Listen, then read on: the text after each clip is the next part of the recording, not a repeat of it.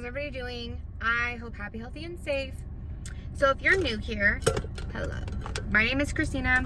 I live in Mexico, and when I cross the border to go to work, I like to make videos talking about my life, daily life, stuff that goes on in this world. So I hope you guys hang out and subscribe. And for my returning lovers, hi guys, thanks for coming back. I love and I appreciate you all. So I made a video about anxiety and being a teenager and being in a relationship or just having crushes, whatever.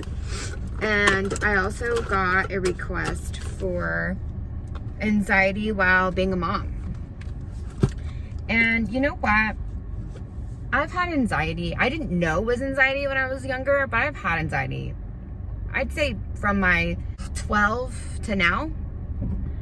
And like I said, when I got clean off of Percocet, I learned so much about myself, because part of detoxing is an emotional freaking roller coaster, dude. Like, you will literally go through so many emotions while detoxing that you visit every thought and anxiety and everything you could ever possibly think of.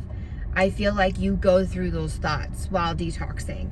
I don't know if that's for everybody, and I'm not saying go get addicted to drugs and detox so that you can figure it out. I'm not saying that, don't do that.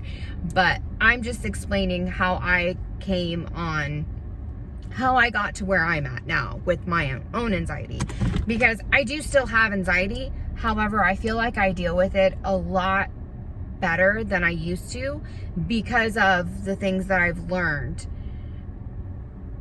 going through, you know, being clean and just life in general.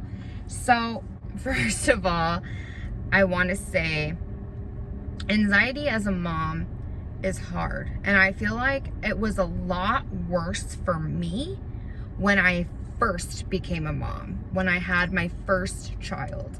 I was 20 years old, about to be 21. I had no freaking idea what I was doing, and I was completely by myself. I did have my mom, but I mean, like, I didn't have the father of the child with me. We were not together. So it was scary. It was super scary. I had no idea what to expect or what to think or what to do. And all I could do was read. I read that what to expect when you're expecting. I did a whole bunch of research. And the only thing that, not the only thing, but one of the major things that freaked me out was SIDS, I think it's called, which is sudden infant death syndrome, which is when your child just randomly freaking dies. Like, there's really no reason for it. You don't even know why. They just die. And can you imagine? And it can actually happen from birth to the first year of life. They just don't make it. And I've heard so many stories about it, and it was one of my biggest anxieties. I don't know if I mentioned this when I talked about, no, I don't think I did. So when I first had my son, like I said, I'm 20 years old, I'm staying with my mom, I had no idea what I was doing. All I knew was that I didn't want my baby to die. And I was literally so scared of this SIDS thing that I could not sleep. Every 2 minutes, I had to put my hand on his chest or under his nose to make sure he was breathing. I was just scared. I'm not kidding. I'm not over exaggerating. I could not sleep. So by day 5, I started hallucinating, and I started seeing people in my kitchen that were not actually there. And so I called to my mom and I was like, Mom, somebody's in our kitchen. And my mom comes flying downstairs to nobody in the kitchen. And my mom's like, Christina, there's nobody in the kitchen. Like, what are you talking about? I'm like, Mom, I saw him. He's standing in the kitchen. He was right there by the table. Like, I saw him, and she's like, Christina, I know you're worried about Caden. He's a baby. I get it. You're a first-time mom. You need to sleep. She knew I hadn't slept in 5 days. I'm not over-exaggerating. I swear to you, I did not sleep. I was terrified that if I went to sleep, he would stop breathing and I wouldn't know and he would die. I was terrified. Talk about anxiety, okay? That was my biggest freaking fear. So my mom said, give me the baby. I will watch him. You need to get some sleep. So I felt like, okay, my mom's gonna watch him. This is okay. You know, I should be able to trust her to take care of him, right? So I did. I was able to get some sleep. Now, I will say that from that point on, I was able to sleep a little bit better, but I would still wake up from time to time and check to make sure that he was breathing. And I feel like that just went on for months, you know, and any little rollover or gurgle or throw up, or I was petrified. I would call my mom or the doctor for every little bump or gurgle or, oh my God, he's choking. Like, it was ridiculous, okay? And I feel like that's pretty normal for a first-time parent, especially somebody who's younger and who's doing it alone. You know, like I said, I was blessed to have my mom there. If it wasn't for her, I don't know what I would have done. I probably would have lived at the hospital, and they probably would have been like, this girl needs help. Like she's constantly is thinking something's wrong with her baby, right? Yeah, that's definitely how I felt. But they, you know, were really patient with me. My mom was really patient with me. She was really helpful as far as, you know, making me feel comfortable that, you know, I was doing everything right. My son was okay. Eventually, as time went on, I realized he was okay, you know? And so I had to just let it be. I had to have faith that he was going to be okay, that what I was doing was okay, and I had to let it go. Okay? Now, I'm not going to lie. When I had my second child, I still had those worries, and I would still wake up and check to make sure she was breathing. However, they were definitely not as severe as my first time. You know, I didn't freak out over every little bump or gurgle or every throw up, you know. I definitely took things a little bit more laid back. However, you know, there were still things that I would personally have anxieties about, you know. Am I doing this wrong? Am I doing that wrong? Am I going to screw up my child? If I yell at them, are they going to hate me? If I spank them, are they going to hate me? Like, I didn't know how to be a parent. And if I did parent, was I going to do it wrong? I feel like one of the biggest fears a parent has is, am I going to screw up my child? Because, of course, we don't want to do that. We don't want to screw up our children. If anything, we want to give them better lives than what we had. Right? Right. Unfortunately, there's no way to do that. There's no way to not make a mistake, is what I meant to say. I'm not saying there's no way to not screw up your child, okay? Hopefully none of us do. Now that I have 4 children and they're starting to get older, I realize that there's a lot of things that just are not always in your control. And that is where I learned to deal with my anxieties, is telling myself there is so much that is not in my control. And because it's not in my control, there's no reason for me to get all worked up over something I cannot control. Is there something that I can do to change this? Is there something that I can do to control this situation? If there is, great. Let me do that. If there isn't, I have to move on. I have to live. I have to realize that I just have to have faith that everything's going to be okay. Because at the end of the day, there's so many things that could happen that could ruin your life. And it takes literally a second, a blink of an eye, and your entire life could change. You never know. But if you live your life worrying about those things constantly, are you really living? Or are you just wasting time being worried about these things and not even really enjoying your life? You know, if something did end up happening and you were like, oh my gosh, I knew it. I knew this would happen. You would eventually think, I just wasted the time I did have worrying about something I had no control over. And I know that everybody's going to do that guilt trip, like, well, if I would have done this differently, or if I would have done this differently. At the end of the day, what's done is done. What's done is done. You can't control every little thing that happens. You just can't, you know? If you go to a supermarket and you're going to go pick up groceries for your family and it gets robbed and you get shot or something, or your kid gets stolen or something horrible happens, you're of course going to, why didn't I watch them better? Why didn't I go at a different time? Why didn't I leave them at home? Why didn't I wait till, you know, you're going to be freaking yourself out really over what and if and buts and what. But at the end of the day, you have to realize what has happened has happened. It is out of my control, and all I can do is move on.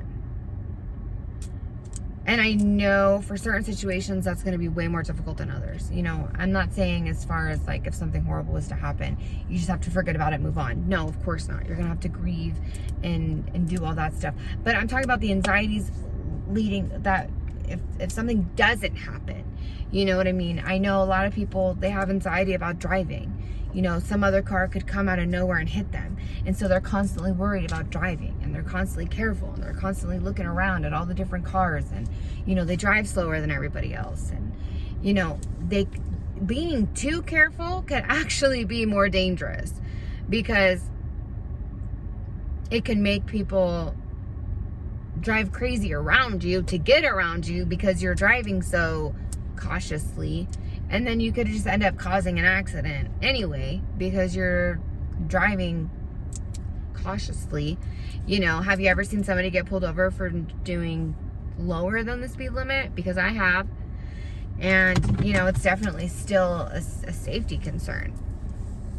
That's just an example, though.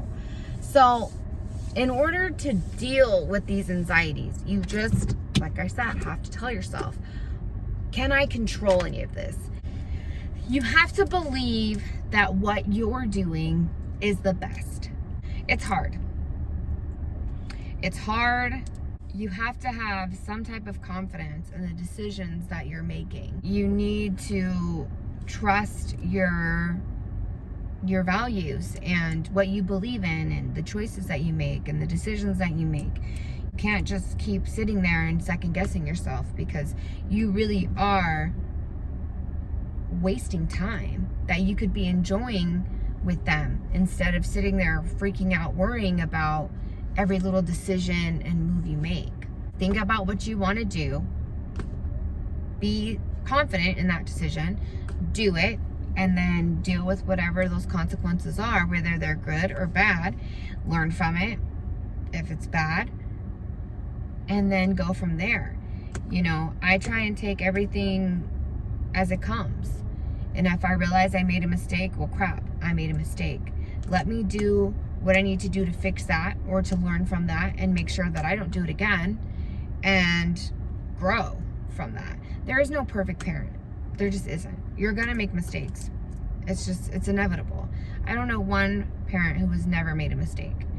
And there are kids all over this world who are doing great and fantastic, who have had effed up parents and who have had multiple of their parents make horrible decisions and horrible mistakes, and they still end up being fantastic. Kids are resilient. They really are. And even though horrible things do happen, you have no way of really knowing that it's going to happen to you. So you got to live your best life. You got to live your best life. You got to do what's best for you, your kids, and you just have to try not to let your mind overtake your life.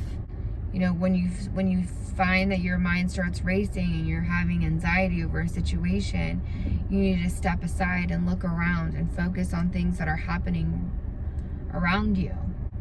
Okay, I'm going to bed. I need to go to sleep. In the morning, I have to wake up at this time. This is going to be okay. This is going to be okay. There's nothing I can do about it now. Now, my only focus is to get some sleep so that I can be my best when I wake up in the morning. You know, you have to be able to put yourself aside and really think about the reason why you're having that anxiety. And I don't believe in medicine. I don't think I've done the Xanax, I've done the Ativan, I've done Wellbutrin, I've done Seroquel, I've done Cialis, I don't know, Prozac, Zoloft, done all that stuff, okay? None of it worked for me. And I really do feel like it is a lifestyle change. It is something that you personally have to work on. I'm not saying I don't have anxiety. I do have anxiety. But I really have to just kind of take a minute, talk myself down, figure out what the anxiety is about, and let myself know what I can do for that certain situation and why I'm having the anxiety. You know, like I've mentioned before, I smoke weed. I know CBD oil can be super helpful for anxiety, and you won't necessarily get a high feeling. You know, you won't feel high. You just get the benefits of the CBD, which is a fantastic option for people who might need that type of help. And it's very natural. It's not chemical. It's not, you know, it's not Xanax. It's not addictive. It's way better than any of the medications I've ever taken, let me tell you. So if you're not necessarily able to smoke weed, taking some CBD oil can really help your situation, in my opinion. Being a mom or a parent in general is tough, and you know, dealing with your anxieties on top of that is just a whole nother can of worms. So being able to be confident in who you are and the decisions that you make, I mean, that's really what's going to get you through those anxieties. And there are times when I'm not necessarily having anxiety over a certain situation. I just feel like panicky, like a panic attack, you know, like I can't catch my breath. You know, I don't even know what it's about or what it's over. I just don't feel good. So at that point, that's when I would go ahead and smoke, help calm myself down, you know, relax. I don't even know what I'm tripping over. You know what I mean? So that's when that would come into play. But on certain situations, when I have a certain situation and I'm having anxiety over it and it's running through my head over and over and over again, I have to stop and I have to think, okay, what can I do for this situation? What is in my control? And go from there. So, yeah. I don't know if that helps. I really don't. That's the best I got right now.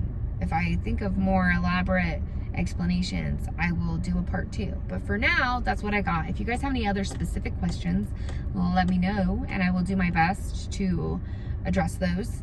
So I hope that this helps anybody. I hope you guys enjoyed this video. I hope that you like it and you share it and you subscribe, of course, and I will always see you in the next one. Bye.